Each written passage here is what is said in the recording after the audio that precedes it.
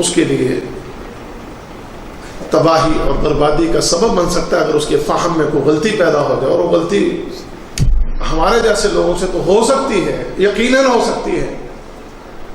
اور میں ایک مثال ہمیشہ دیا کرتا ہوں، حضرت یونس علیہ السلام اللہ کے نبی ہیں، وہ اللہ کا نبی ہے، لیکن ایک فہم کے اعتبار سے ایک غلطی ہوئی تو دیکھیے کہ اللہ تعالیٰ نے سزا کیسے دی۔ وہ نبی ہیں، اللہ کے نبی ہیں، جلیل القدر نبی ہیں، لیکن ایک غلطی اور ایک کوتاہی نے انہیں کتنی بڑی سزا سے دوچار کر دیا۔ مچھلی کے پیٹ میں قید ہوئے، ایسی قید کہ آج تک اس روئے زمین پر کسی کو ایسی قید نہیں ملی جیسی قید ان کو ملی۔ اور اللہ تعالیٰ نے یہ بات بھی ارشاد فرمائی تھی کہ اگر یونس اپنے اس گناہ پر معافی نہ مانگ لیتا، فلولا انه كان من المسبحين للبث في بطنه الى يوم يبعثون، اگر یونس اپنی اس غلطی پر معافی نہ مانگ لیتا تو قیامت تک مچھلی کے پیٹ میں قید رہتا۔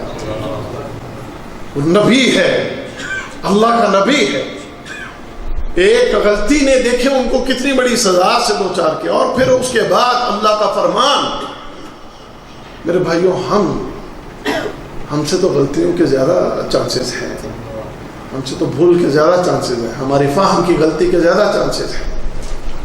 تو اپنے آپ کو بچانے کے لیے ان تباہیوں اور بربادیوں سے میرے بھائیوں دین سے جڑ کر رہیں، علماء سے جڑ کر رہیں، اہل علم کے ساتھ جڑ کے رہیں، اللہ کے اس دین کو سیکھتے رہیں، اور جب آئیں تو پوری توجہ سے اور پورے دھیان سے ساری گفتگو کو سنیں۔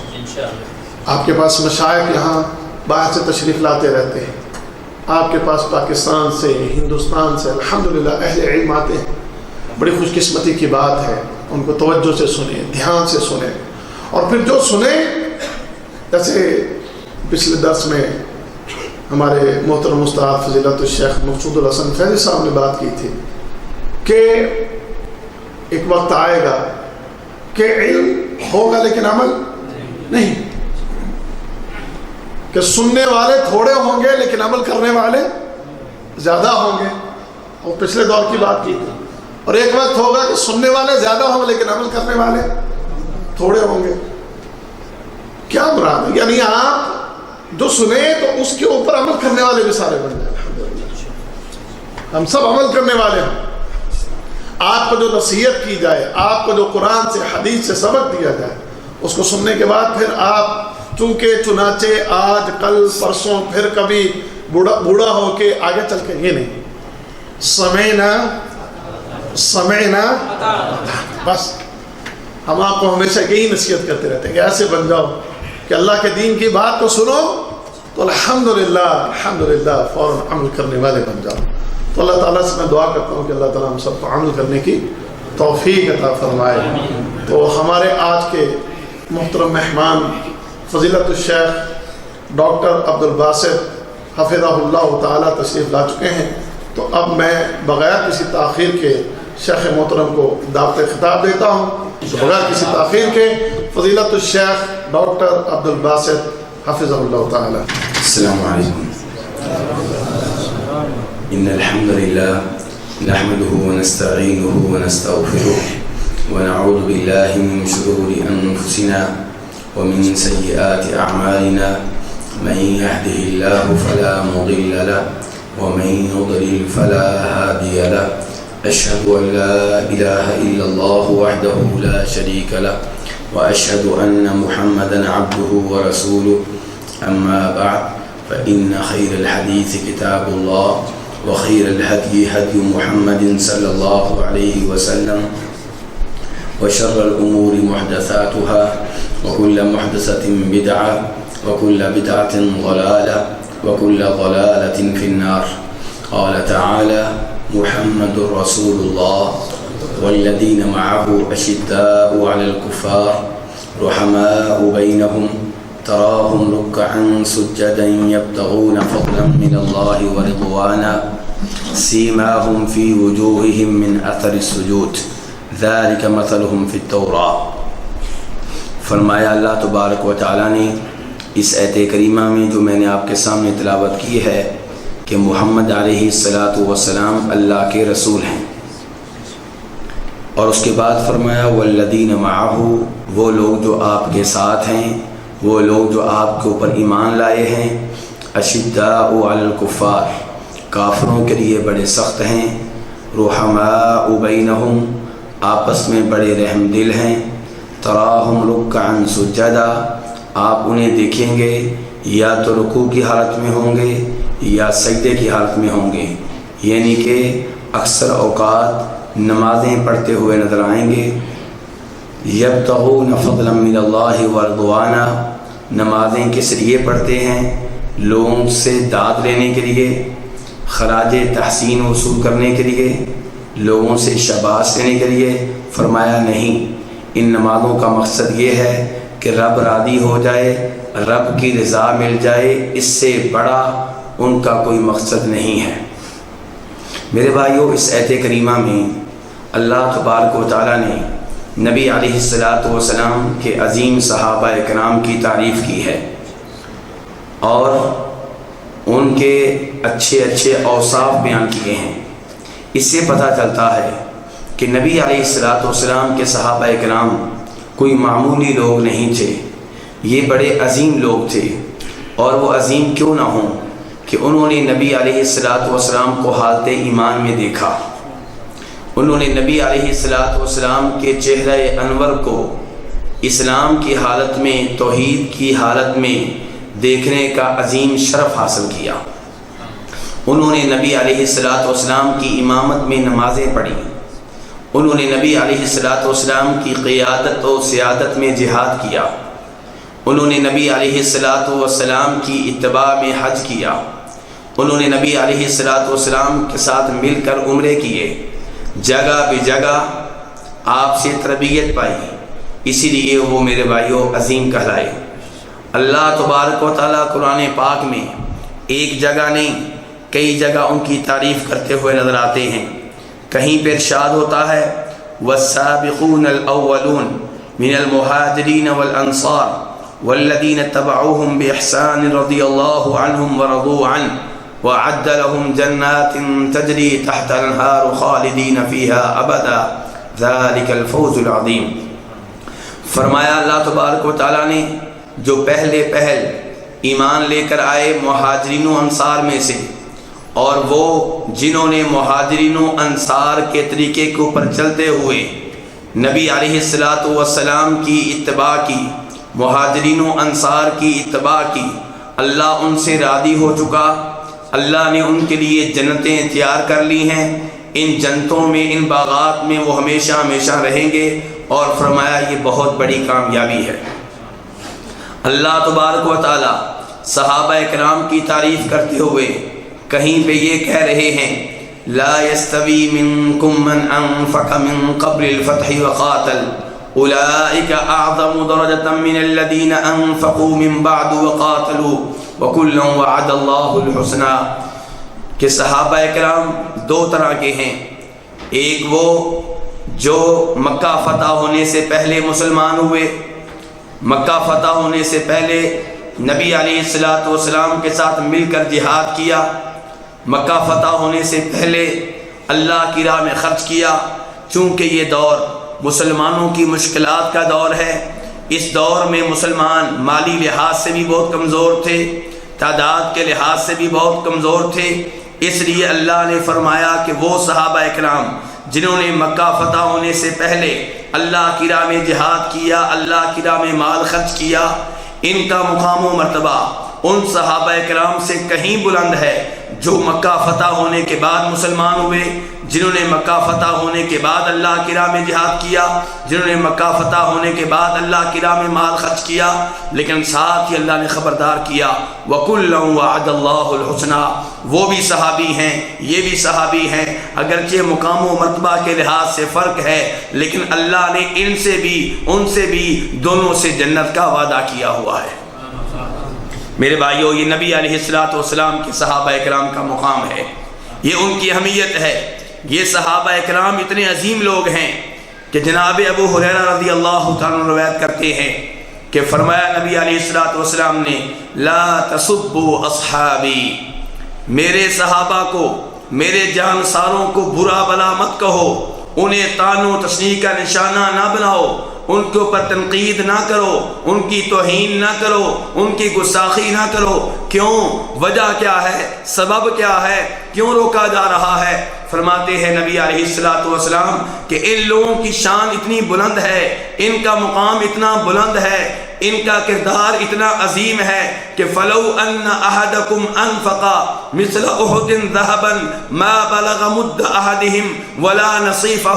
یہ اتنے عظیم لوگ ہیں کہ ان میں سے اگر کسی نے اللہ کی راہ میں آدھا کلو یا 1 پاؤ کھجوریں دی ہیں، گندم دی ہے، جو دیے ہیں، اور تم میں سے کوئی احد پہاڑ کے برابر جو 7 کلومیٹر طویل ہے، جس کے وزن کا ہم اندازہ نہیں کر سکتے، فرمایا اس احد پہاڑ کے برابر اگر تم میں سے کوئی اللہ کی راہ میں گولڈ دے، سونا دے، اللہ کے ہاں میرے صحابی کا صدقہ زیادہ اہمیت رکھتا ہے، زیادہ فضیلت رکھتا ہے۔ میرے بھائیو، صحابہ اکرام کے مقام کا اندازہ کریں۔ بہت بڑی بات ہے جو نبی علیہ الصلوۃ والسلام کہہ رہے ہیں کہ ہم احد پہاڑ کے برابر سونا اللہ کی راہ میں دیا جائے تو کتنا بنے گا؟ جی میرے بھائیو، کتنے کلو بنے گا؟ 5-10 کلو تو بن جائے گا میرے بھائیو، ہم اندازہ نہیں کر سکتے۔ اور صحابی نے اللہ کی راہ میں 1 پاؤں کھجوریں دی ہیں، ہم احد پہاڑ کے برابر سونے دے دیں، جتنے بھی نیک اعمال کر لیں، جتنی بھی نمازیں پڑھ لیں، جتنی بھی تہجد ادا کر لیں، جتنا بھی جہاد کر لیں، جتنا بھی خرچ کر لیں، ہم ان کے مقام و مرتبہ کو نہیں پہنچ سکتے۔ میرے بھائیو، یہ اتنے عظیم لوگ ہیں کہ جناب عبداللہ ابن مسعود فرماتے ہیں، فرمایا نبی علیہ الصلوۃ والسلام نے، خیر الناس قرنی ثم الذین یلونہم ثم الذین یلونہم، فرمایا سب سے بہتر لوگ وہ ہیں جو میرے زمانے کے ہیں، اور وہ کون ہیں؟ صحابہ اکرام۔ فرمایا اس کے بعد ان کا مقام و مرتبہ ہے جو ان کے بعد میں آئیں گے، اور وہ کون ہیں؟ تابعین۔ فرمایا ان کے بعد ان کا مقام و مرتبہ ہے جو ان کے بعد میں آئیں گے، اور وہ کون ہیں؟ تبع تابعین۔ میرے بھائیو، یہ صحابہ اکرام کے مقام کے تعلق سے چند آیتیں اور چند حدیثیں تھیں۔ ان کے فضائل کے اوپر، ان کی شان کے اوپر، ان کے مقام و مرتبہ کے اوپر اگر ہم گفتگو کرتے رہیں، گفتگو ختم ہو جائے گی، ان کے فضائل ختم نہیں ہوں گے میرے بھائیو۔ لیکن میرا آج کا موضوع سارے صحابہ اکرام نہیں ہے، میری آج کی گفتگو کا موضوع ایک صحابی ہیں، اور وہ کون ہیں؟ جناب معاویہ ابن ابی سفیان رضی اللہ تعالی عنہ۔ میرے بھائیو، اب یہاں پہ سوال پیدا ہوگا کہ میں جناب معاویہ کے تعلق سے گفتگو کیوں کر رہا ہوں، جناب ابو بکر کے تعلق سے گفتگو کیوں نہیں کر رہا، عمر فاروق کے فضائل کیوں نہیں بیان کر رہا، جناب عثمان کی شان آپ کے سامنے کیوں نہیں رکھ رہا، جناب علی کا تذکرہ کیوں نہیں کر رہا، جناب معاویہ کا تذکرہ کیوں کر رہا ہوں؟ یہ اسباب جاننے کی ضرورت ہے۔ پہلا سبب یہ ہے کہ میرے بھائیو، جب میں جناب معاویہ کے فضائل کا ذکر کروں گا، ان کی شان بیان کروں گا، تو اس میں تمام صحابہ اکرام کا دفاع ہے۔ کتنے صحابہ اکرام کا دفاع ہے؟ تمام صحابہ اکرام کا، کیونکہ جناب معاویہ کے تعلق سے لوگ غلطی کرتے ہیں، جناب معاویہ کے تعلق سے لوگ اپنی زبانیں دراز کرتے ہیں، جناب معاویہ کو لوگ تنقید کا، طعن و تشنیع کا نشانہ بناتے ہیں۔ جو جناب معاویہ کی عزت کرنے والا ہوگا، ان کا احترام کرنے والا ہوگا، ان کی شان کو جاننے والا ہوگا، ان کے فضائل کو پہچاننے والا ہوگا، وہ کبھی بھی جناب عثمان کی توہین نہیں کرے گا، جناب عمر کی توہین نہیں کرے گا، جناب ابو بکر کی توہین نہیں کرے گا، اور جو جناب معاویہ کی توہین کرے گا اس سے خطرہ ہے کہ دیگر صحابہ اکرام کی بھی توہین کرے گا۔ یہ میں اپنی طرف سے نہیں کہہ رہا، جناب امام ابو توبہ الحلبی رحمہ اللہ کہا کرتے تھے، ان معاویہ ابن ابی سفیان ستر لاصحاب رسول اللہ صلی اللہ علیہ وسلم، فمن کشف الستر اجترأ على ما وراءه۔ ابو توبہ الحربی کہہ رہے ہیں کہ معاویہ ابن ابی سفیان صحابہ اکرام کے سامنے آڑ ہیں، صحابہ اکرام کے سامنے پردہ ہے۔ جو جناب معاویہ کی توہین کرے گا اس سے خطرہ ہے کہ دیگر صحابہ اکرام کی بھی توہین کرے گا، کیونکہ جناب معاویہ کی توہین کرنے کا مقصد یہ ہے کہ اس کے دل سے صحابہ اکرام کی ہیبت اٹھ گئی ہے، اور جو جناب معاویہ کی عزت کرے گا وہ دیگر صحابہ اکرام کی بھی عزت کرنے والا ہوگا۔ میرے بھائیو، جناب امام عبداللہ ابن مبارک رحمہ اللہ کہا کرتے تھے معاویۃ عندنا محنۃ فمن نظر الیہ شذرا اتہمناہ علی القوم، کہ جو جناب معاویہ کو بری نگاہوں سے دیکھے گا، نفرت بری نگاہوں سے دیکھے گا، ان سے بغض و عداوت رکھے گا، ہمارے نزدیک اس کا عقیدہ صحابہ اکرام کے تعلق سے مشکوک ہو گیا۔ معاویہ ہمارے ہاں آزمائش ہیں، ان کے ذریعے ہم کسی آدمی کا عقیدہ معلوم کرتے ہیں۔ جو جناب معاویہ کے اوپر اعتراض کرے گا، ان کے اوپر تنقید کرے گا، ان کی توہین کرے گا، ہم سمجھ جاتے ہیں کہ صحابہ اکرام کے تعلق سے اس کا عقیدہ ٹھیک نہیں ہے۔ میرے بھائیو، جناب معاویہ کے تعلق سے گفتگو کرنے کا پہلا مقصد کیا ہوا؟ صحابہ اکرام کا دفاع۔ دوسرا مقصد قرآن و حدیث کا دفاع۔ جب جناب معاویہ کا دفاع کرتے ہیں تو یہ صرف جناب معاویہ کا دفاع نہیں ہے، یہ قرآن و حدیث کا دفاع ہے۔ اور یہ بات بھی میں اپنی طرف سے نہیں کہہ رہا، جناب امام ابو زرع رازی فرماتے ہیں، اور ان کا یہ قول خطیب بغدادی نے اپنی کتاب الکفایہ فی علم الروایہ میں نقل کیا ہے، کہتے ہیں اذا رأیت الرجل یتنقص احدا من اصحاب رسول اللہ صلی اللہ علیہ وسلم فاعلم انہ زندیق۔ جب کسی کو دیکھو کہ صحابہ اکرام میں سے کسی کو تنقید کا نشانہ بنا رہا ہے، اس کی توہین کر رہا ہے، اس کی گستاخی کر رہا ہے، یقین کر لو کہ یہ آدمی ملحد ہے، زندیق ہے، دائرہ اسلام سے خارج ہے۔ آپ حیران ہوں گے کہ ایک صحابی کو پر اعتراض کرنے سے انسان کا اسلام اور ایمان خطرے میں پڑ جاتا ہے۔ جی ہاں، اس کا سبب بھی بیان کیا ہے امام ابو زرع نے۔ کیا کہتے ہیں؟ کہتے ہیں وَذَلِكَ أَنَّ الرَّسُولَ صلی اللہ علیہ وسلم عندنا حق والقرآن حق وَإِنَّمَا أَدَّى إِلَيْنَا هَذَا الْقُرْآنِ وَالسُّنَنِ أصحاب رسول اللہ صلی اللہ علیہ وسلم وَإِنَّمَا يُرِيدُونَ أَن يَجْرَحُوا شُهُودَنَا لِيُبْطِلُوا الْكِتَابَ وَالسُّنَّةَ وَهُمْ بِالْجَرْحِ أَوْلَى وَهُمْ زَنَادِقَةٌ۔ امام ابو زرع چھوٹے امام نہیں ہیں، بہت بڑے امام ہیں۔ کہہ رہے ہیں کہ میں نے اتنا سخت فتویٰ کیوں لگایا ہے، میں نے صحابہ اکرام میں سے کسی ایک کی بھی توہین کرنے والے کو ملحد کیوں قرار دیا ہے، زندیق کا فتویٰ کیوں لگایا ہے، دائرہ اسلام سے اسے خارج کیوں کر رہا ہوں؟ اس لیے کہ ہمارے نزدیک نبی علیہ السلام برحق ہے۔ کیوں میرے بھائیوں؟ نبی علیہ السلام کے بارے میں شک و شبہ ہے؟ فرمایا نبی علیہ السلام برحق ہیں، قرآن برحق ہے، اور قرآن ہم تک پہنچا کن کے ذریعے؟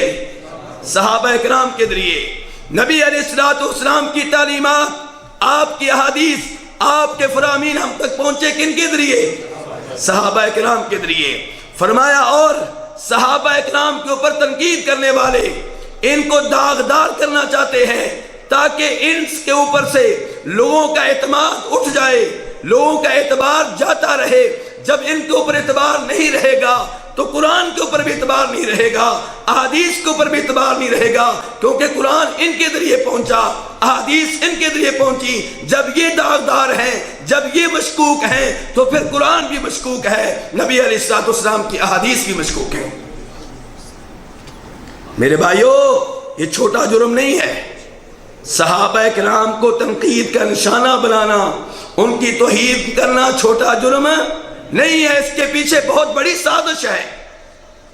اس کے ذریعے مقصد یہ ہے کہ لوگوں کو قرآن سے دور کیا جائے، نبی علیہ الصلوۃ والسلام کی احادیث سے دور کیا جائے۔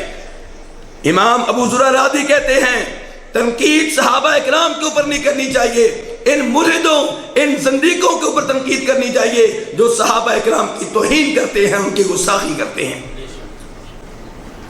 تو میرے بھائیو، جناب معاویہ کی شان بیان کرنے کا دوسرا مقصد کیا ہے؟ قرآن و حدیث کا دفاع۔ میرے بھائیو، اس موضوع کے اوپر گفتگو کرنے کا تیسرا مقصد کئی ایسی بدعتوں کو ختم کرنا ہے جو جناب معاویہ کی وجہ سے کی جاتی ہیں۔ مثال کے طور پہ ایک بدعت لے لیں، 22 رجب کے کنڈے۔ ابھی کون سا مہینہ چل رہا ہے؟ رجب۔ 22 رجب کو صحابہ اکرام کی توہین کرنے والے کنڈے بھرتے ہیں، حلووں سے، کھیروں سے تقسیم کرتے ہیں اور یہ ظاہر کرتے ہیں کہ ہم امام جعفر صادق کے نام پہ تقسیم کر رہے ہیں، ان کی نظر دے رہے ہیں، ان کی نیاز دے رہے ہیں، اور حقیقت میں ایسا نہیں ہے۔ حقیقت میں میرے بھائیوں، 22 رجب کی تاریخ کا انتخاب اس لیے کیا گیا ہے کہ 22 رجب وہ تاریخ ہے جس دن جناب معاویہ فوت ہوئے تھے۔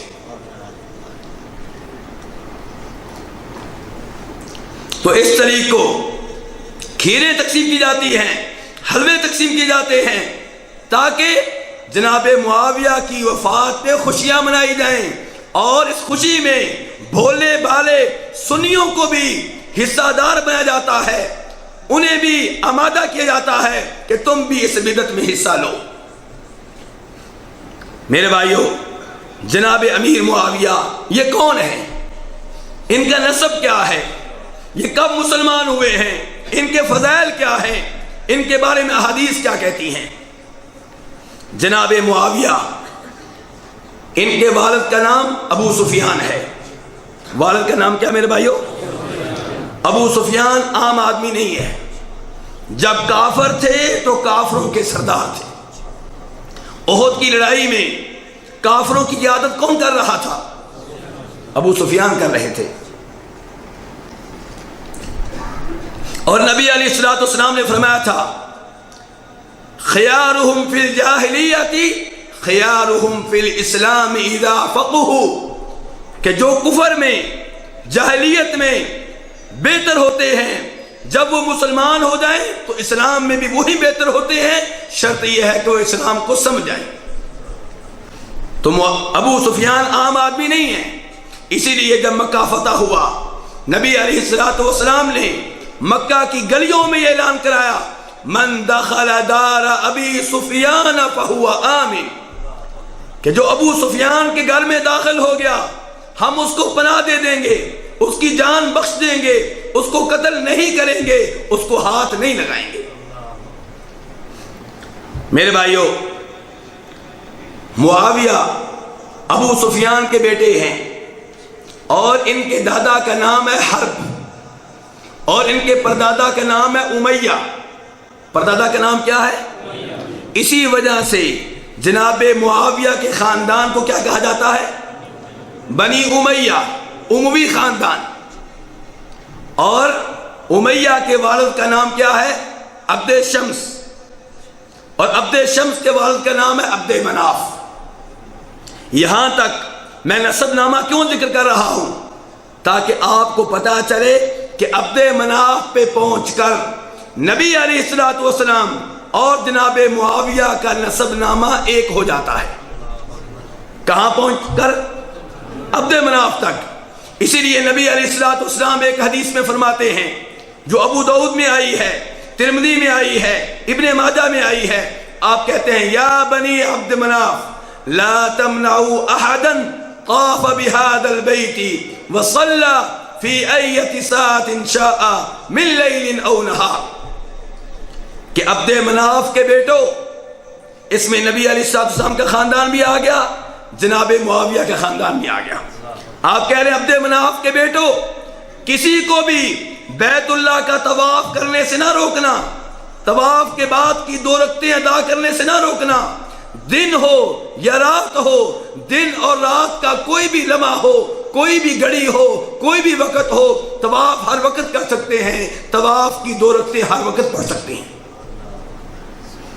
میرے بھائیو، جناب معاویہ رضی اللہ عنہ کب مسلمان ہوئے، اس میں علماء کرام کے مابین اختلاف ہے۔ کچھ کہتے ہیں کہ آپ سن 7 ہجری میں مسلمان ہوئے، اور نبی علیہ الصلوۃ والسلام کس سال فوت ہوئے ہیں؟ جی 1 سال پہلے اسی موضوع پہ درس دیا تھا، 11 میرے بھائی 11۔ تو کچھ کہتے ہیں کہ جناب معاویہ مسلمان ہوئے ہیں سن 7 ہجری میں، جن دنوں نبی علیہ الصلوۃ والسلام عمرہ کرنے کے لیے مکہ گئے تھے انہی دنوں مسلمان ہوئے۔ اور دیگر علماء کرام کہتے ہیں کہ جناب معاویہ اس سال فتح ہوئے جس سال مکہ فتح ہوا، اس سال مسلمان ہوئے جس سال مکہ فتح ہوا، اور یہ کون سا سال ہے؟ سن 8 ہجری۔ برل سن 8 ہجری تک وہ مسلمان ہو چکے تھے، اس میں کوئی شک و شبہ نہیں ہے۔ میرے بھائیوں، جناب معاویہ ان کے بہت سے فضائل احادیث سے ثابت ہیں۔ وہ سارے فضائل جو قرآن میں صحابہ کرام کے بیان ہوئے ہیں وہ جناب معاویہ کے لیے بھی ہیں، وہ سارے فضائل جو احادیث میں صحابہ کرام کے لیے بیان ہوئے ہیں وہ جناب معاویہ کے لیے بھی ہیں، لیکن جناب معاویہ کے الگ سے فضائل بھی ہیں۔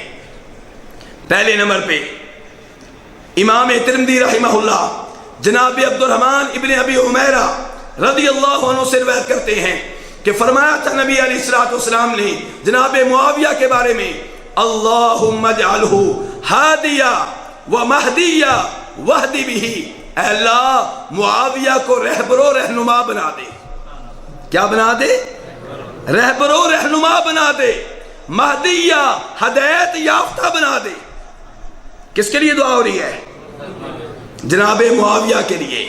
تنقید کرنے والے دھیان سے سن لیں، نبی علیہ الصلوۃ والسلام کہہ رہے ہیں اللہ معاویہ کو رہبر و رہنما بنا دے، مہدیہ ہدایت یافتہ بنا دے، واہدی بھی، یا اللہ معاویہ کے ذریعے اوروں کو بھی ہدایت دینا۔ ایک ہی حدیث میں 3 فضائل آ گئے۔ اسی لیے جب جناب عمر فاروق رضی اللہ تعالیٰ عنہ نے شام کے کسی علاقے کی گورنری سے عمیر بن سعد رضی اللہ عنہ کو معزول کیا، ہٹایا، اور ان کی جگہ پہ جناب معاویہ کو گورنر مقرر کیا، لوگوں نے اعتراض کیے کہ عمیر بن سعد جیسے آدمی کو ہٹا کے عمر فاروق نے معاویہ کو گورنر بنا دیا ہے۔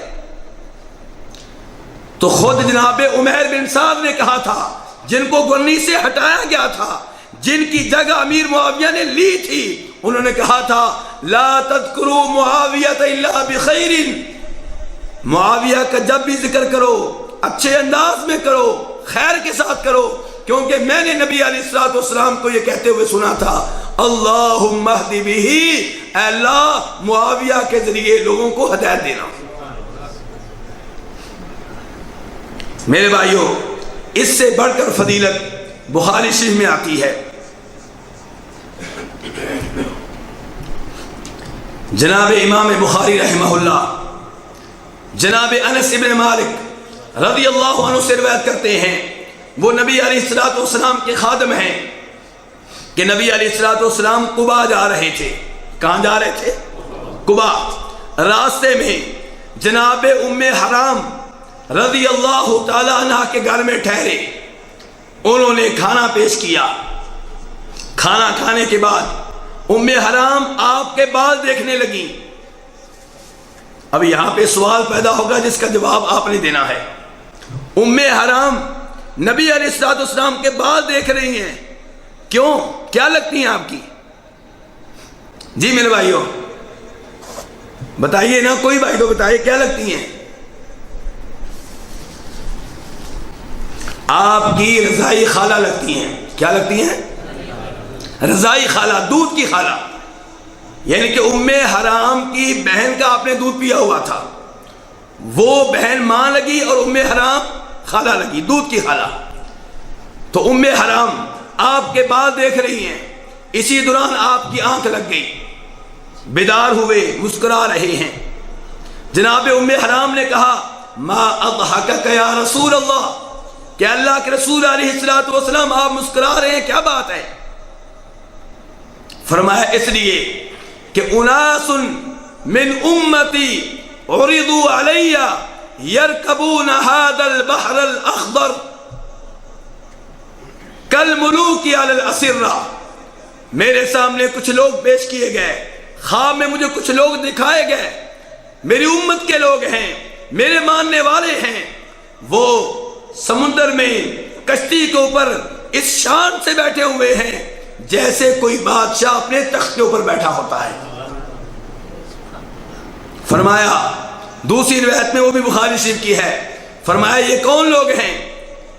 آپ نے فرمایا اول جیش من امتی یغزون البحر قد اوجبوا واول جیش من امتی یغزون مدینہ قیصر مغفور لہم، فرمایا یہ پہلا لشکر ہے میری امت کا جو سمندری جہاد کرے گا، جو بحری جہاد کرے گا، اور فرمایا قد اوجبوا، میرے رب نے ان کے لیے جنت واجب قرار دے دی ہے۔ تنقید کرنے والے سنیں دھیان سے کہ نبی علیہ السلام کہہ رہے ہیں کہ میری امت کا وہ پہلا لشکر جو بحری جہاد کرے گا، جو سمندری جہاد کرے گا، اللہ نے ان کے لیے جنت واجب قرار دے دی ہے۔ مزید فرمایا اور میری امت کا وہ پہلا لشکر جو کیسر روم کے دار الحکومت کے اوپر حملہ آور ہوگا، حملہ کرے گا، اللہ نے ان کو بخش دیا ہے۔ میرے بھائیوں، اب جناب انس ابن مالک سے پوچھتے ہیں کہ یہ کون سے عظیم لوگ تھے جنہوں نے سب سے پہلے سمندری جہاد کیا تھا، جن کے بارے میں آپ کہہ چکے ہیں کہ ان کے لیے جنت واجب ہو گئی۔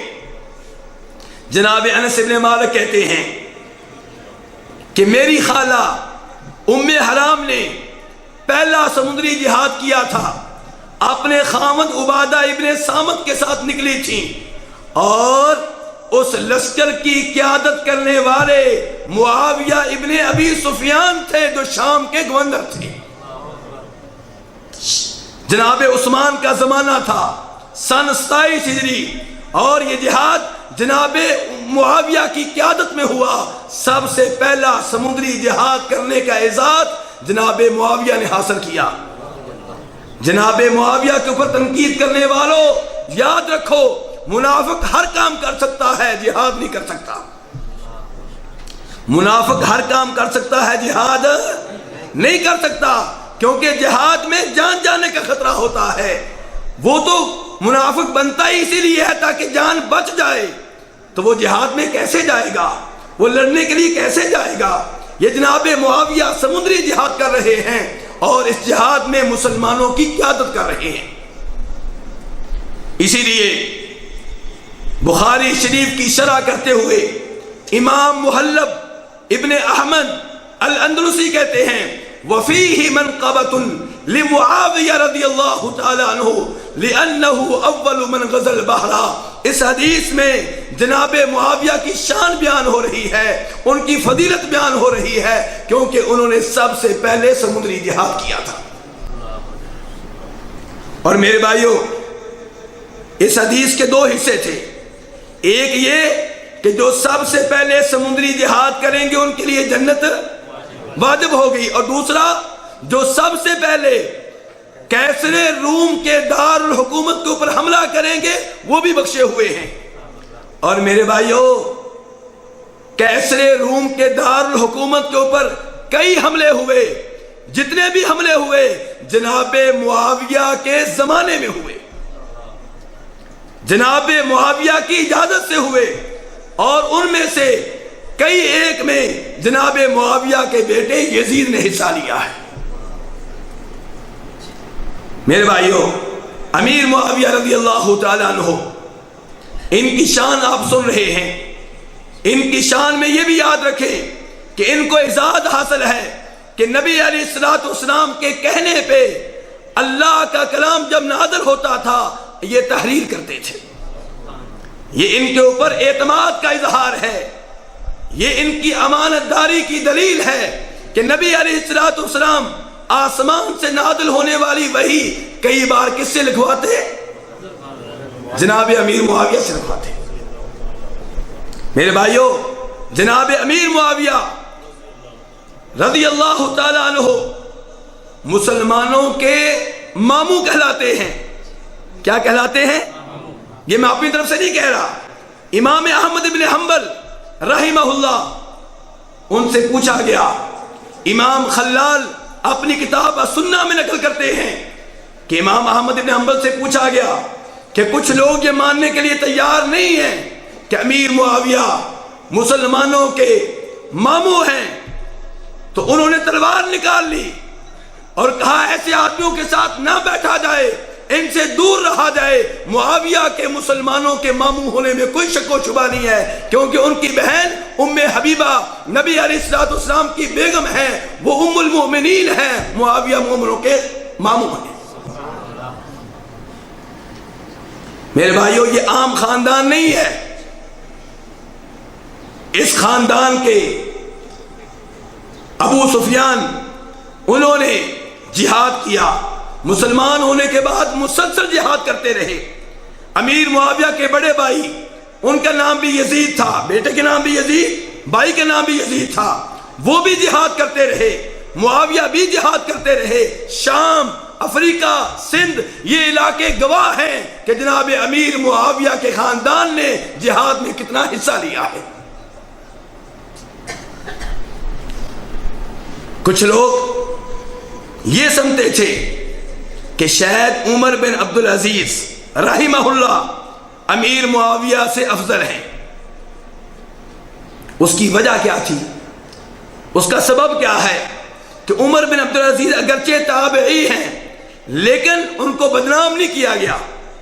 ان کی شہرت بہت اچھی ہے، ان کا انصاف پوری دنیا میں مشہور و معروف ہے، ان کا تقوی، ان کی پرہیزگاری، ان کا علم، اس کی مثالیں دی جاتی ہیں. لیکن بدقسمتی سے جناب امیر معاویہ کو کچھ لوگوں نے بدنام کرنے کی کوشش کی. اس لیے کئی لوگ ایسے سوال کیا کرتے تھے، جو سوال ابھی میں آپ کے سامنے رکھنے لگا ہوں. جناب امام عبداللہ ابن مبارک سے سوال ہوا. امام ابن کثیر نے البدایہ والنہایہ میں نقل کیا ہے، دیگر ائمہ کرام نے بھی نقل کیا ہے. ان سے سوال ہوا، عمر بن عبدالعزیز افضل ہیں یا امیر معاویہ افضل ہیں؟ عبداللہ ابن مبارک نے کیا کہا تھا؟ کہا تھا، یاد رکھو نبی علیہ الصلوۃ والسلام کی صحبت و رفاقت میں رہتے ہوئے معاویہ کے ناک کے نتنوں میں جو غبار داخل ہوا، جو مٹی داخل ہوئی، ناک کی وہ مٹی بھی عمر بن عبدالعزیز سے افضل اور بہتر ہے. میرے بھائیوں، معاویہ کی شان رضی اللہ تعالیٰ عنہ، فرمایا جناب معاویہ چونکہ صحابی ہیں اس لیے ان کے ناک کے نتنوں کی مٹی بھی عمر بن عبدالعزیز سے افضل اور بہتر ہے. عبداللہ ابن مبارک مزید فرماتے ہیں کہ میں معاویہ کی شان میں کیا کہوں. معاویہ وہ شخص ہے جس کو نبی علیہ الصلوۃ والسلام کی امامت میں نمازیں پڑھنے کا شرف حاصل ہے. نماز میں جب نبی علیہ الصلوۃ والسلام کہتے تھے سمی اللہ لمن حمیدہ، کہ اللہ اس کی حمد و ثنا قبول کرے، جو اللہ کی حمد و ثنا بیان کرتا ہے، معاویہ پیچھے سے کہتے تھے ربنا ولک الحمد، اے اللہ تیری حمد و ثنا میں بیان کرتا ہوں. امام ابن کثیر البدایہ والنہایہ میں اور خطیب بغدادی تاریخ بغداد میں امام معافی ابن عمران سے نقل کرتے ہیں کہ ان سے سوال ہوا کہ کون افضل ہے، عمر بن عبدالعزیز یا امیر معاویہ؟ تو کہنے لگے ایک تابعی کا ایک صحابی سے مقابلہ کیا ہو سکتا ہے، کوئی مقابلہ ہی نہیں ہے. پھر کہا یاد رکھو معاویہ نبی علیہ الصلوۃ والسلام کے صحابی ہیں، معاویہ نبی علیہ الصلوۃ والسلام کے سارے ہیں، معاویہ نبی علیہ الصلوۃ والسلام کے کاتب ہیں. معاویہ وحی کے معاملے میں اللہ کی طرف سے جب وحی نازل ہوتی تھی نبی علیہ الصلوۃ والسلام انہیں امین جانتے تھے. ان کا عمر بن عبدالعزیز سے کیا مقابلہ ہو سکتا ہے؟ دونوں کا آپس میں کوئی مقابلہ ہی نہیں ہے.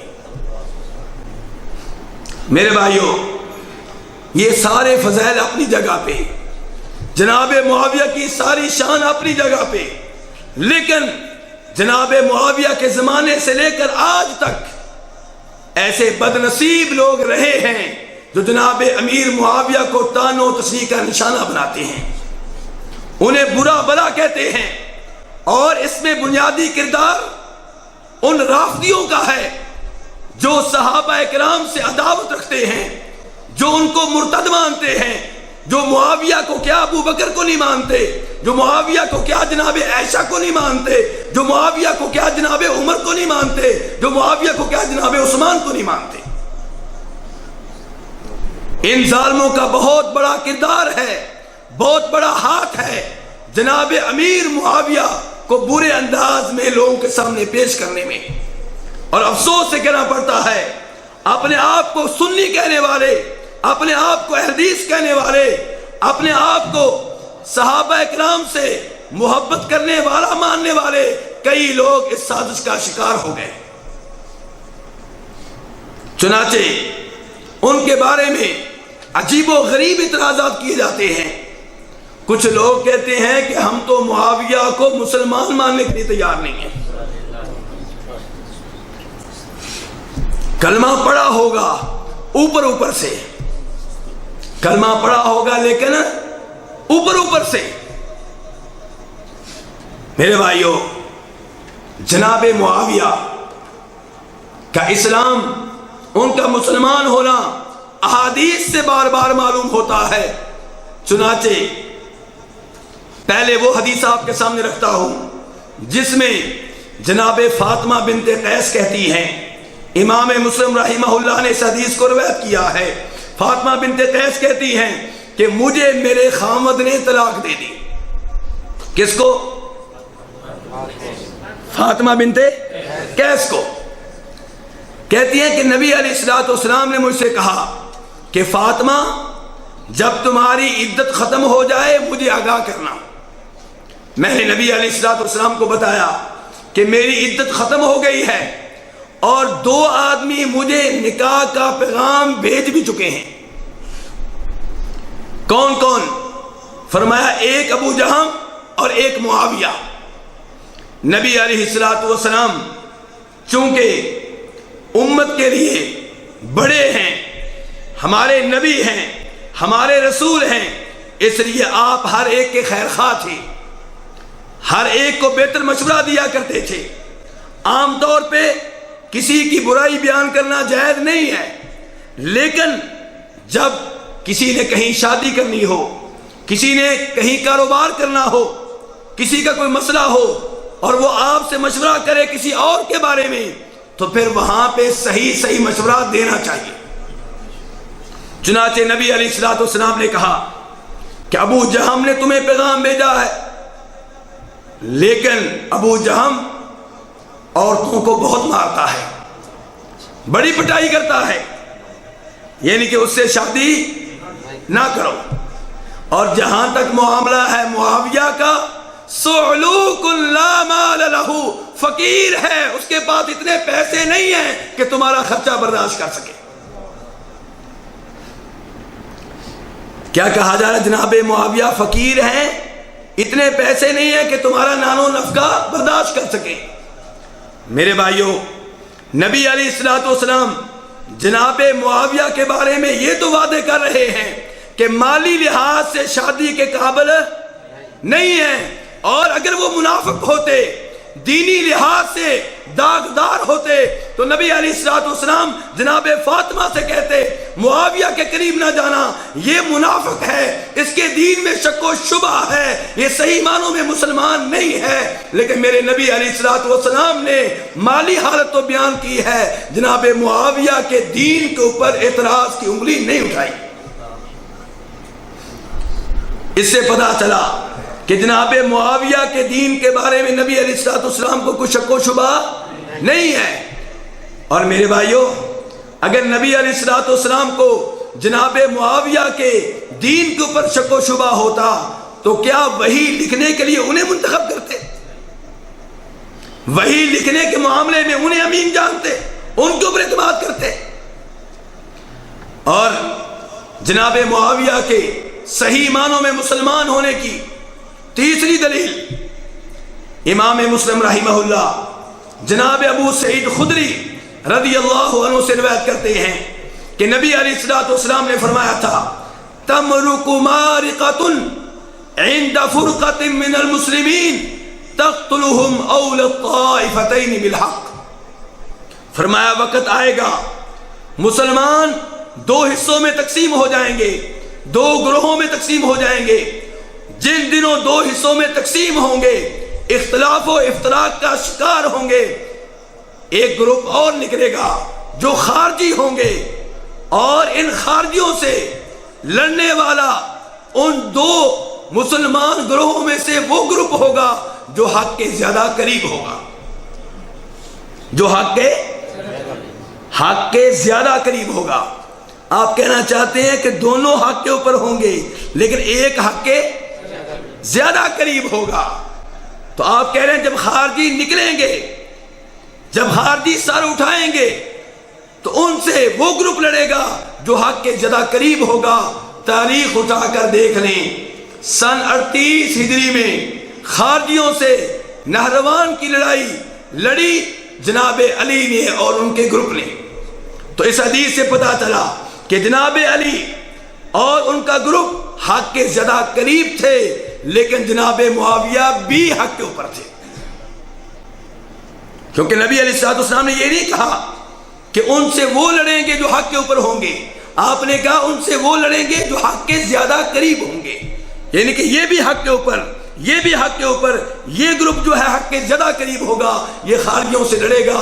اس میں جناب معاویہ اور ان کے ساتھیوں کے بارے میں آپ کی گواہی ہے کہ وہ بھی مسلمان ہوں گے۔ اور یہ لڑائی کب لڑی گئی؟ سن 38 ہجری میں، نبی علیہ الصلوۃ والسلام کے فوت ہونے کے بعد جناب علی کی خلافت میں۔ یہ حدیث بتا رہی ہے کہ جناب علی کی خلافت تک امیر معاویہ مسلمان تھے، حق کے اوپر تھے، ایمان کے اوپر تھے، اسلام کے اوپر تھے۔ میرے بھائیوں، چوتھی دلیل جس سے پتہ چلتا ہے کہ جناب معاویہ کے ایمان اور اسلام میں کوئی شک و شبہ نہیں ہے، امام بخاری رحمہ اللہ جناب ابو بکرہ رضی اللہ تعالیٰ عنہ سے روایت کرتے ہیں کہ نبی علیہ الصلوۃ والسلام ایک بار مسجد میں تشریف لائے، آپ کے ساتھ آپ کے نواسے جناب حسن تھے رضی اللہ تعالی عنہ، ان کو ممبر میں بٹھا لیا، اپنے پہلو میں بٹھا لیا، کبھی نواسے کو دیکھتے ہیں، کبھی لوگوں کو دیکھتے ہیں، اور پھر فرمایا ان ابنی ھذا سید، میرا یہ بیٹا سردار ہے، میرا یہ بیٹا سردار ہے، لعل اللہ ان یصلح به بین فئتین عظیمتین من المسلمین، مجھے امید ہے کہ اللہ تبارک و تعالی میرے اس بیٹے کے ذریعے دو عظیم مسلمان گروہوں میں سلوک کرائے گا۔ نبی علیہ الصلوۃ والسلام بتا رہے ہیں دونوں گروہ کیا ہوں گے؟ مسلمان ہوں گے۔ دونوں گروہ کیا ہوں گے؟ آپ کہہ رہے ہیں کہ میرا یہ بیٹا دو عظیم مسلمان گروہوں میں سلوک کرائے گا۔ تاریخ اٹھائیں، سن 40 ہجری میں جناب حسن رضی اللہ عنہ نے اس سلو میں اہم کردار ادا کیا اور اپنے گروپ کو جناب معاویہ کے حق میں دستبردار کر لیا اور کہا کہ ہم آئندہ سے امیر معاویہ کو خلیفہ مانتے ہیں، امیر المؤمنین مانتے ہیں۔ حدیث بتا رہی ہے کہ سن 40 ہجری تک بھی امیر معاویہ کے اسلام میں کچھ شک و شبہ نہیں تھا، بلکہ اگر اس حدیث کے اوپر غور کریں جو کہہ رہی ہے کہ پہلا سمندری جہاد کرنے والوں کے لیے جنت واجب ہو گئی، تو وہ بتاتی ہے کہ امیر معاویہ قیامت تک کے لیے صحیح مسلمان تھے۔ میرے بھائیوں، یہاں بھی ایک اور سوال اٹھے گا کہ جناب حسن صحابی ہیں، آل بیت میں سے ہیں، جنت کے نوجوانوں کے سردار ہیں، وہ نوجوان ہیں جن سے محبت کرنا ہمارے دین کا حصہ ہے۔ اگر امیر معاویہ غلط تھے تو یہ ان کے حق میں دستبردار کیوں ہوئے؟ خلافت ان کے سپرد کیوں کر دی؟ امارت انہیں کیوں دے دی؟ اس لیے کہ سمجھتے تھے کہ وہ بھی اچھے آدمی ہیں، میں بھی بہتر ہوں، وہ بھی بہتر ہیں، لیکن اختلافات کا حال یہ ہے کہ خلافت ان کے حوالے کی جائے۔ میرے بھائیوں، جناب امیر معاویہ کے اوپر ایک تنقید یہ ہوتی ہے کہ نبی علیہ الصلوۃ والسلام نے ایک بار ان کو بددعا دی تھی۔ بددعا کیا دی تھی؟ آپ نے کہا تھا کہ معاویہ کا پیٹ نہ بھرے۔ جناب معاویہ کے اوپر تنقید کرنے والے ایسی چیزیں بیان کرتے ہیں اور تفصیل بیان نہیں کرتے، حقیقت بیان نہیں کرتے۔ میرے بھائیوں، یہ بات درست ہے، مسلم شریف کی حدیث ہے، جناب عبداللہ ابن عباس فرماتے ہیں کہ میں بچوں کے ساتھ کھیل رہا تھا، نبی علیہ الصلوۃ والسلام تشریف لائے، میں دروازے کے پیچھے چھپ گیا، آپ نے میرے پاس آ کر کہا کہ معاویہ کو بلا کر لاؤ۔ میں معاویہ کو بلانے کے لیے گیا، وہ کھانا کھا رہے تھے۔ میں نے کہا اللہ کے رسول صلی اللہ علیہ وسلم معاویہ کھانا کھا رہے ہیں۔ آپ نے پھر مجھے بھیجا معاویہ کو لے کر آؤ۔ اس روایت کے اس حصے میں جو مسند احمد میں آئی ہے، جناب عبداللہ ابن عباس کہتے ہیں کہ آپ علیہ الصلوۃ والسلام معاویہ کو اس لیے بلا رہے تھے کہ وہ نبی علیہ الصلوۃ والسلام کے کاتب تھے۔ بہرحال عبداللہ ابن عباس دوسری بار گئے، معاویہ پھر کھانا کھا رہے ہیں۔ نبی علیہ الصلوۃ والسلام سے کہا اللہ کے رسول معاویہ تو اب تک کھانا کھا رہے ہیں۔ آپ نے کہا معاویہ کا پیٹ نہ بھرے۔ یہ بظاہر بد دعا ہے، یہ بظاہر کیا ہے؟ بد دعا ہے۔ لیکن میرے بھائیوں، جو جناب امیر معاویہ کے اوپر تنقید کرتے ہیں وہ ایسی باتیں بیان کرتے ہیں، حقیقت بیان نہیں کرتے۔ امام مسلم رحمہ اللہ نے اس روایت کو اپنی کتاب میں جگہ دی ہے، لیکن کہاں جگہ دی ہے جانتے ہیں؟ اس سے پہلے وہ 3 حدیثیں لے کر آئے ہیں۔ اس حدیث سے پہلے کتنی حدیثیں لے کر آئے ہیں؟ 3 حدیثیں، جن کو روایت کرنے والے جناب جابر بن عبداللہ، جناب ام سلیم، جناب عائشہ رضی اللہ تعالی عنہم، تینوں حدیثوں میں یہ بات آئی ہے کہ نبی علیہ الصلوۃ والسلام نے کہا تھا کہ میں نے اللہ سے عہد لیا ہے۔ کس سے عہد لیا ہے؟ اللہ سے عہد لیا ہے، اللہ سے وعدہ لیا ہے کہ اللہ انما انا بشر، میں کیا ہوں؟ میں ایک بشر ہوں، ارضا کما یرضی البشر واغضب کما یغضب البشر۔ اے اللہ، جیسے انسان بشر غصے میں آتے ہیں میں بھی غصے میں آ جاتا ہوں۔ اللہم فأی المسلمین سببتہ او لعنتہ فاجعلہ لہ صلاۃ و اجرا و زکاۃ۔ اے اللہ، جس مسلمان کو میں بددعا دوں، جس مسلمان کو میں برا بلا کہوں، جس مسلمان کے اوپر میں لعنت کروں، یا اللہ میری بددعا کو، میری لعنت کو اس کے حق میں خیر بنا دینا، باعث اجر و ثواب بنا دینا، اس بددعا کو دعا میں تبدیل کر دینا۔ یہ کیوں نہیں بیان کرتے ہو کہ یہ بددعا بھی نبی علیہ الصلوۃ والسلام کی یہ بددعا بھی دعا میں تبدیل ہو گئی؟ یہ بھی ان کے لیے بہتر ہے، اس میں بھی ان کے لیے خیر ہے۔ میرے بھائیوں، جناب امیر معاویہ کے اوپر یہ بھی تنقید ہوتی ہے کہ انہوں نے جناب علی سے لڑائی کیوں لڑی، جبکہ جناب علی وقت کے حکمران تھے، وقت کے خلیفہ تھے، اور جناب امیر معاویہ سے کہیں افضل تھے، کہیں بہتر تھے۔ یہ تیسرا اعتراض ہے۔ میرے بھائیوں، اس میں کوئی شک و شبہ نہیں ہے کہ جناب امیر معاویہ، جناب علی رضی اللہ عنہ امیر معاویہ سے کہیں افضل ہیں، کہیں بہتر ہیں۔ جناب علی چوتھے خلیفہ راشد ہیں، نبی علیہ الصلوۃ والسلام کے داماد ہیں، آپ کی چچا کے بیٹے ہیں، ہر طرح کے جہاد میں حصہ لیا ہے، اور نبی علیہ الصلوۃ والسلام نے کہا تھا کہ علی تو اس سے محبت کرنے والا مومن ہوگا اور تو اس سے بغض و دعوت رکھنے والا منافق ہوگا. یہ جناب علی کی شان ہے. لیکن جناب علی کی شان کو بھی امیر معاویہ کے معاملے میں منفی انداز میں پیش کیا جاتا ہے، درست طور پہ پیش نہیں کیا جاتا. میرے بھائیوں، پہلی بات یہ ہے کہ جناب امیر معاویہ یہ مانتے تھے کہ جناب علی مجھ سے افضل ہیں، مجھ سے بہتر ہیں اور خلافت کے زیادہ حقدار ہیں. چنانچہ امام ابن کثیر البدایہ والنہایہ میں نقل کرتے ہیں کہ جناب امیر معاویہ کے پاس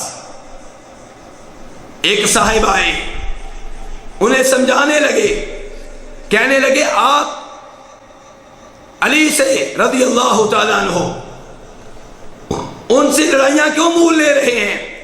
کیا آپ ان کے برابر کے ہیں؟ کیا آپ ان کے ہم پلہ ہیں؟ تو جناب علی نے کہا تھا، جناب امیر معاویہ نے کہا تھا، میں اللہ کی قسم اٹھا کے کہتا ہوں کہ علی رضی اللہ عنہ مجھ سے افضل، مجھ سے بہتر اور مجھ سے زیادہ نبی علیہ الصلوۃ والسلام کے قریب ہیں. لیکن میرا ان سے جھگڑا یہ ہے کہ عثمان شہید ہوئے ہیں، میں عثمان کا وارث ہوں، عثمان کے قاتل میرے حوالے کر دیں اور شام کی گوندری مجھ سے لے لیں، میں ان کی بیعت کروں گا، میں ان کی خلافت کو مان لوں گا. یہاں سے دو چیزیں معلوم ہوئی.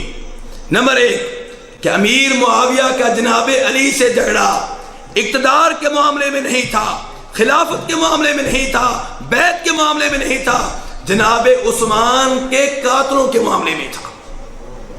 جناب عثمان کو مظلومانہ شہید کرنے والے بڑی چلاکی سے جناب علی کے لشکر میں شامل ہو چکے تھے.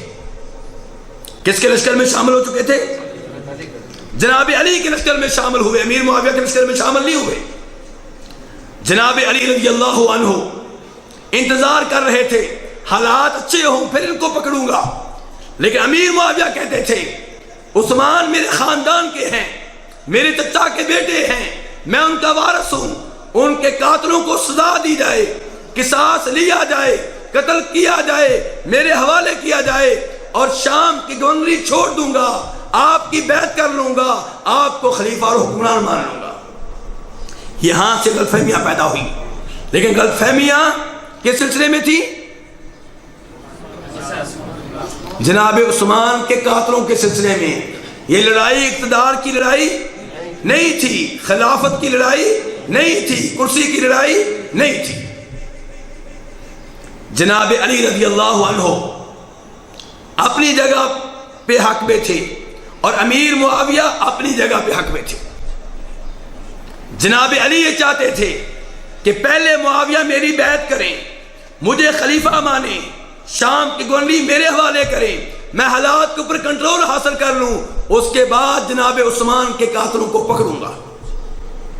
اور امیر معاویہ چاہتے تھے کہ پہلے عثمان کے قاتل انہیں قتل کیا جائے، ان سے قصاص لیا جائے، وہ میرے حوالے کیے جائیں، پھر میں گوندری چھوڑ دوں گا، پھر میں آپ کی بیعت کر لوں گا. اور غلط فہمیاں انسانوں میں پیدا ہو جاتی ہیں، کوئی بڑی بات نہیں ہے. لیکن مسئلہ یہ ہے انہوں نے ایک دوسرے کے اوپر فتوے نہیں لگائے. جناب علی نے کبھی بھی امیر معاویہ کو منافق نہیں کہا، کافر نہیں کہا، غیر مسلم نہیں کہا، اور ان کے ایمان اسلام کے بارے میں کبھی بھی شکوک و شبہات کا اظہار نہیں کیا. اور جناب امیر معاویہ بھی جناب علی کی فضیلت کو مانتے تھے. لیکن افسوس ان ظالموں کے اوپر ہے جو ان کے درمیان جج بن کر بیٹھ جاتے ہیں اور جناب امیر معاویہ کے اوپر تنقید کرتے ہیں، ان کی توہین کرتے ہیں، ان کی گستاخیاں کرتے ہیں، اور یہ ظالم امیر معاویہ کا نقصان نہیں کر رہے، اپنا نقصان کر رہے ہیں، اپنی آخرت کو تباہ و برباد کر رہے ہیں. میرے بھائیوں، امام ابن عساکر تاریخ دمشق میں جناب امام ابو زرعہ الرازی رحمہ اللہ سے روایت کرتے ہیں، ان کے پاس ایک آدمی آیا، کہنے لگا انی ابغض معاویہ، مجھے معاویہ سے بڑی نفرت ہے، میں معاویہ سے بغض و عداوت رکھتا ہوں۔ ابو زرع نے کہا، امام ابو زرع نے کہا کیوں؟ لما؟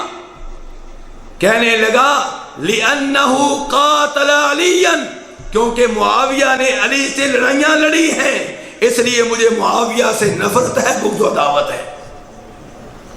امام ابو زرع کا جواب سنہری حروف سے لکھنے کے قابل ہے، کہا ان رب معاویہ رحیم، معاویہ کا رب بڑا رحیم ہے، رحم دل ہے، مہربان ہے، رحمتیں کرنے والا ہے۔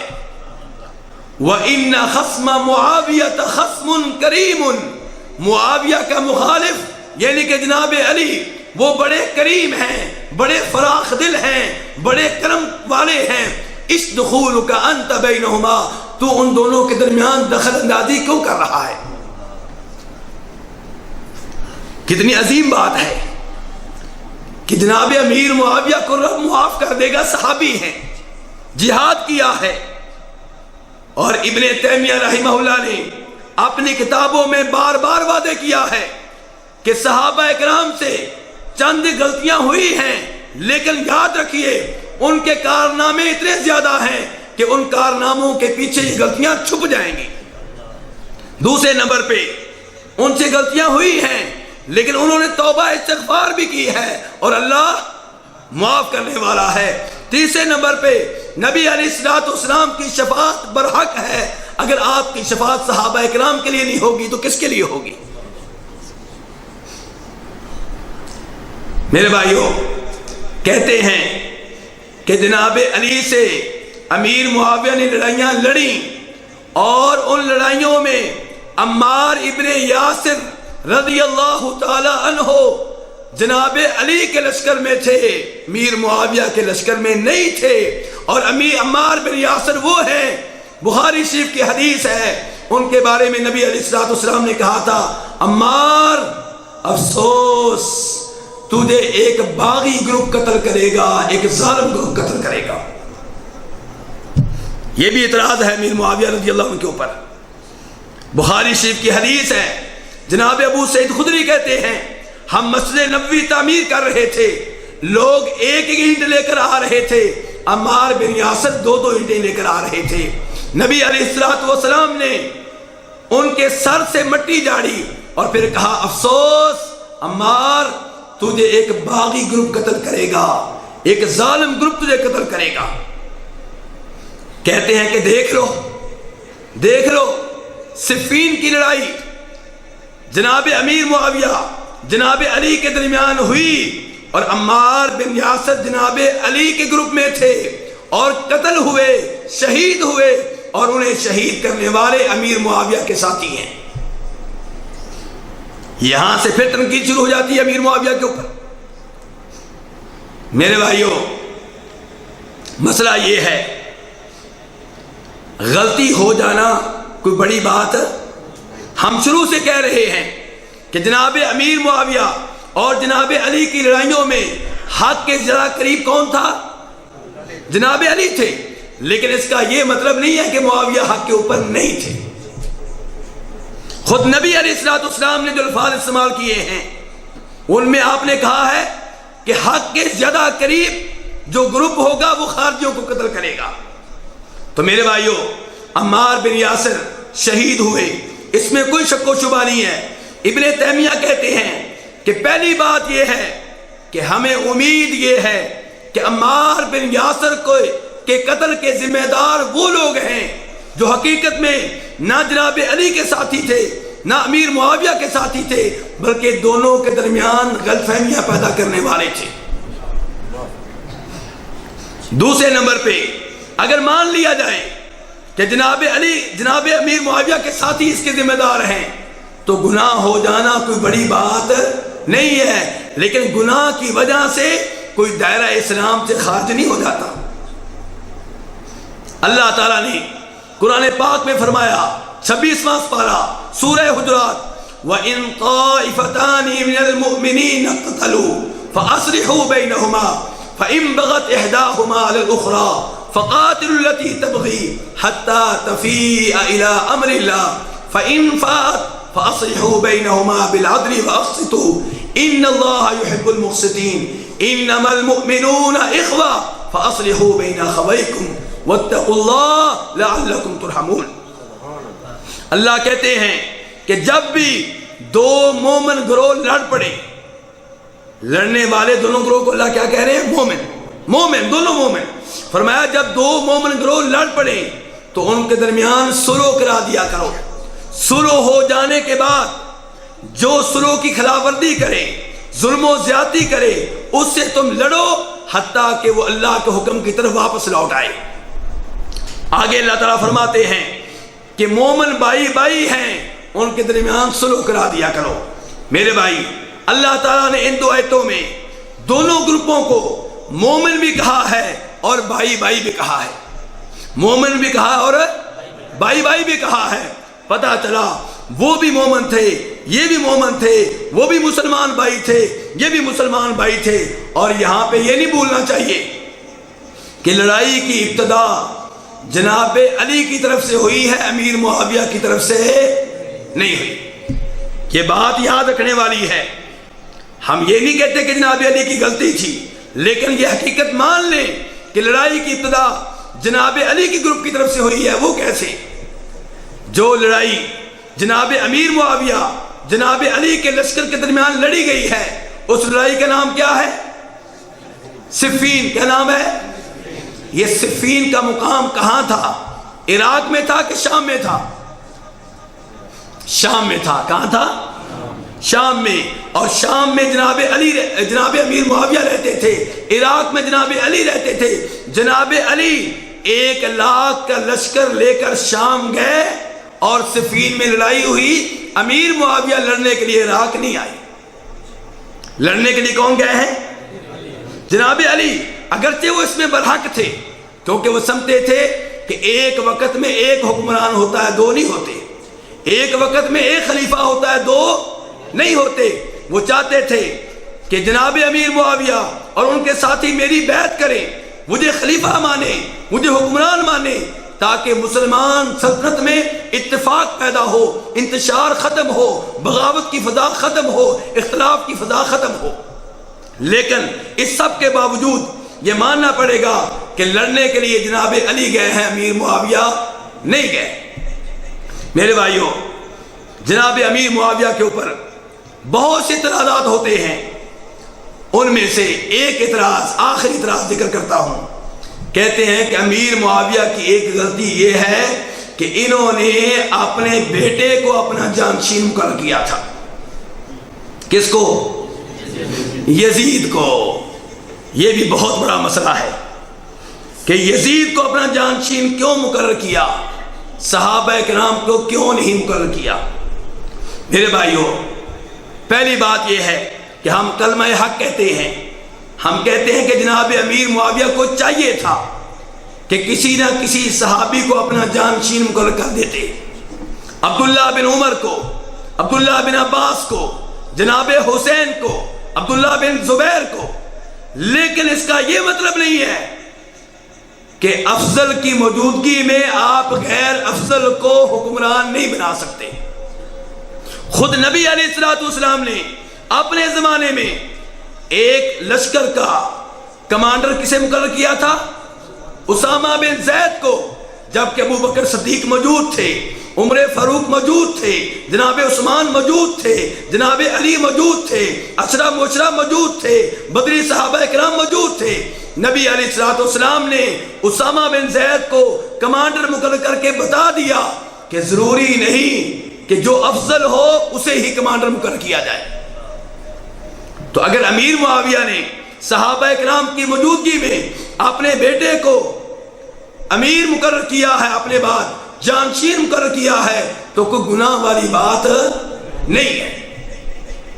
دوسری بات یہ ہے میرے بھائیوں کہ جناب امیر معاویہ یہ سمجھتے تھے کہ بڑی مشکل سے مسلمان ایک ہوئے ہیں، متحد ہوئے ہیں، ایسا نہ ہو میں اپنے خاندان کے علاوہ کسی اور کو خلیفہ مقرر کر دوں اور پھر بعد میں اختلافات شروع ہو جائیں۔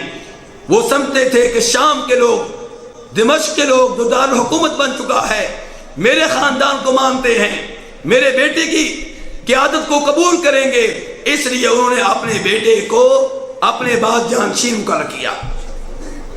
میرے بھائیوں، جہاں تک شیعوں کا تعلق ہے، رافضیوں کا تعلق ہے، تو میرے بھائیوں انہیں اعتراض صرف یزید کے اوپر نہیں ہے، انہیں تو اعتراض امیر معاویہ کے اوپر بھی ہے، انہیں تو اعتراض جناب عثمان کے اوپر بھی ہے، انہیں تو اعتراض جناب عمر کے اوپر بھی ہے، انہیں تو اعتراض ابو بکر صدیق کے اوپر بھی ہے۔ وہ تو کسی کو بھی خلیفہ ماننے کے لیے تیار نہیں ہے سوائے جناب علی کے، اور جو جناب علی کی اولاد میں سے ہو۔ اس لیے رافضیوں کی ان باتوں میں نہیں آنا چاہیے، رافضیوں کی ان سازشوں کا شکار نہیں بننا چاہیے۔ رافضی تو صرف یزید کے اوپر اعتراض نہیں کرتے، وہ ابو بکر کے اوپر بھی کرتے ہیں، عمر کے اوپر بھی کرتے ہیں، جناب عثمان کے اوپر بھی کرتے ہیں، امیر معاویہ کے اوپر بھی کرتے ہیں۔ میرے بھائیوں، یزید کو ہمارے معاشرے میں ایسے پیش کیا جاتا ہے جیسے کوئی شرابی ہو، بدکار ہو، جوا کھیلنے والا ہو، اوباش نوجوان ہو، آوارہ پھرنے والا ہو۔ نہیں میرے بھائیوں، ایسی بات نہیں ہے، یہ حقیقت کے خلاف ہے۔ یہ ان رافضیوں کی باتیں ہیں جنہوں نے جناب عمر فاروق کو معاف نہیں کیا، جناب عمر فاروق کے اوپر اتنے گندے گندے الزام لگائے ہیں، جناب عائشہ کے اوپر گندی گندی تہمتیں لگائی ہیں، وہ یزید کو کہاں معاف کرنے والے تھے؟ یزید کی حقیقت جاننا چاہتے ہیں تو جناب حسین کے بھائی محمد ابن حنفیہ سے معلوم کر لیں۔ کس سے معلوم کر لیں؟ جناب حسین کے کیا لگتے ہیں؟ باپ کی طرف سے بھائی ہیں۔ اگر جناب حسن و حسین آل بیت میں سے ہیں تو محمد ابن حنفیہ بھی آل بیت میں سے ہیں۔ امام ابن کثیر البدایہ والنہایہ میں، امام ذہبی تاریخ اسلام میں روایت کرتے ہیں کہ جن دنوں جناب حسین کی شہادت کے بعد اہل مدینہ یزید کے خلاف بغاوت کر رہے تھے، بیعت توڑ رہے تھے، تو کئی اہل مدینہ محمد ابن حنفیہ کے پاس آئے، انہیں آمادہ کرنے کے لیے، انہیں بغاوت میں شریک کرنے کے لیے۔ محمد ابن حنفیہ سے کہنے لگے یزید شراب پیتا ہے، نماز نہیں پڑھتا، اس لیے بغاوت کرنی چاہیے، بیعت توڑ دینی چاہیے۔ محمد ابن حنفیہ نے کہا، جناب حسین کے بھائی نے کہا، جناب حسین کے شہید ہونے کے بعد کہا تمہیں کس نے بتا دیا کہ وہ شراب پیتا ہے؟ تمہیں کس نے بتایا کہ وہ نماز نہیں پڑھتا؟ میں دمشق میں گیا، اس کے پاس رہا، فرأیتہ مواظبا للصلاۃ، میں نے اسے پابندی سے نماز پڑھنے والا پایا، ملازما للسنہ، نبی علیہ الصلوۃ والسلام کی احادیث کے اوپر سختی سے عمل کرنے والا پایا، یسأل عن الخیر، وہ تو احادیث پوچھتا ہے، مسائل پوچھتا ہے، دین جاننے کی کوشش کرتا ہے، نماز باقاعدگی سے پڑھنے والا ہے، نیک لوگوں سے محبت کرنے والا ہے، تم یہ الزامات کہاں سے لے آئے ہو؟ کہنے لگے جب آپ اس کے پاس گئے ہوں گے اس نے تصویر کا دوسرا رخ پیش کیا ہوگا اور ہم نے دیکھا ہے کہ وہ شراب پیتا تھا۔ محمد ابن حنفیہ نے کہا تمہارے سامنے شراب پیتا تھا، میرے سامنے نہیں پیتا تھا، اس کی وجہ کیا ہے؟ مجھ سے اسے کیا لالچ تھی؟ مجھ سے کیا ڈر تھا؟ میرے سامنے شراب نہیں پیتا رہا، تمہارے سامنے پیتا رہا، اس کا مطلب یہ ہے کہ ایسے جرم میں تم بھی اس کے ساتھی تھے، اسی لیے تمہارے سامنے یہ حرکتیں کرتا رہا۔ اور پھر کہا تم غلط بات کہہ رہے ہو، درست بات کہا کرو، حق بات کی گواہی دیا کرو، جھوٹے الزامات اس کے اوپر نہ لگاؤ۔ تو میرے بھائیوں، یہ جناب حسین کے بھائی، جناب علی کے بیٹے یزید کے بارے میں گواہی دے رہے ہیں۔ میرے بھائیوں، یزید عام آدمی نہیں ہے، صحابی کا بیٹا ہے۔ جناب امیر معاویہ نے اسے قیادت کے لیے، امامت کے لیے، خلافت کے لیے تیار کیا ہے۔ جس کو اپنے بعد خلیفہ بنانا چاہتے ہیں وہ شراب پیے، جناب امیر معاویہ خاموش بیٹھے رہیں، کیسے ممکن ہے؟ اور شرابی جہاد میں صحابہ اکرام کی قیادت کر سکتا ہے، رومیوں سے، سپر پاور سے لڑ سکتا ہے۔ میرے بھائیوں، پھر جناب امیر معاویہ نے سن 50 ہجری کے حج میں یزید کو امیر حج مقرر کیا تھا. اس نے تمام لوگوں کو حج کرایا، حج کا خطبہ دیا. جو شرابی ہو، جو بدماش ہو، وہ حج کیسے کرائے گا؟ حج کا خطبہ کیسے دے گا؟ نمازیں کیسے پڑھائے گا؟ صحابہ اکرام اس کے پیچھے کیسے حج کریں گے؟ اس کے پیچھے کیسے نمازیں پڑھیں گے؟ تو میرے بھائیو، خلاصہ کلام یہ ہے کہ جناب امیر معاویہ بڑے عظیم صحابی ہیں. ان کے فضائل احادیث سے ثابت ہیں. نبی علیہ الصلوۃ والسلام نے وحی لکھنے کے سلسلے میں ان کے اوپر اعتماد کیا ہے، اور آپ نے انہیں ہدایت یافتہ قرار دیا ہے. آپ نے ان کے رہبر و رہنما ہونے کی دعا کی ہے، اور آپ نے یہ گواہی دی ہے کہ جو پہلا لشکر سمندری جہاد کرے گا ان کے لیے جنت واجب ہو گئی. اور اس لشکر کے سربراہ جناب امیر معاویہ رضی اللہ تعالی عنہ تھے. میرے بھائیو، امیر معاویہ سن 40 ہجری سے سن 60 ہجری تک مسلمانوں کے بلا شرکت غیر حکمران رہے ہیں، اور ان کے زمانے میں عظیم جہاد ہوا ہے. افریقہ کے کئی ممالک فتح ہوئے، سندھ تک جہاد گیا، صحابہ اکرام اور مجاہد وہاں تک پہنچے. ان کی بڑی خدمات ہیں، اور جہاد خود بہت بڑی فضیلت ہے. اور جب کوئی جہاد کرانے والا ہو تو اس کی قیادت میں جہاد کرنے والے بھی اس کے لیے صدقہ جاریہ بن جایا کرتے ہیں. اللہ تبارک تعالیٰ سے دعا ہے کہ ہمیں جناب امیر معاویہ سے اور دیگر تمام صحابہ اکرام سے سچی محبت کرنے کی توفیق عنایت فرمائے. وآخر دعوانا ان الحمدللہ رب العالمین. السلام علیکم ورحمۃ اللہ وبرکاتہ. یہ تھے فضیلت الشیخ ڈاکٹر عبدالباسط حفظہ اللہ تعالی، کہ جو گلے کی خرابی کے باوجود ماشاءاللہ بڑے آسان انداز میں ہمارے سامنے حضرت معاویہ رضی اللہ تعالیٰ عنہ کی شان کو بیان فرما رہے تھے. اللہ تعالیٰ سے دعا ہے کہ اللہ تعالیٰ ہم سب کو ان باتوں کو سمجھنے کی توفیق عطا فرمائے. بھائی، ایسے موضوعات کی ضرورت ہے، کیونکہ اس وقت ایسے لوگ بدبخت موجود ہیں جو صحابہ کرام رضی اللہ عنہ ان کے اوپر جو ہے کیچڑ اچھالتے ہیں، اور خاص کر حضرت معاویہ رضی اللہ تعالیٰ عنہ ان کے حوالے سے دیگر صحابہ بھی ہیں. حضرت معاویہ کی بات ہم اس لیے کر رہے ہیں کہ بہت سے اہل السنہ جو اپنے آپ کو اہل السنہ، بلکہ میں تو افسوس کے ساتھ یہ بات کہوں گا کہ کچھ اپنے آپ کو اہل حدیث کہنے والے بھی کچھ لوگ، وہ بھی کچھ باتیں کرنے لگ گئے ہیں. اللہ ان کو ہدایت دے، اللہ ان کو جو ہے سمجھ عطا فرمائے. شیخ محترم کی ایک بات اگر آپ نے اس پہ غور کیا ہو کہ حضرت حسن رضی اللہ تعالیٰ عنہ کے متعلق جو نبی صلی اللہ علیہ وسلم نے فرمایا تھا کہ دو مسلمانوں کے جو گروہ ان کے درمیان میرا یہ بیٹا صلح کروائے گا. اب یہ بات اگر ہماری عقل میں آ جائے تو بات سمجھ آ جاتی.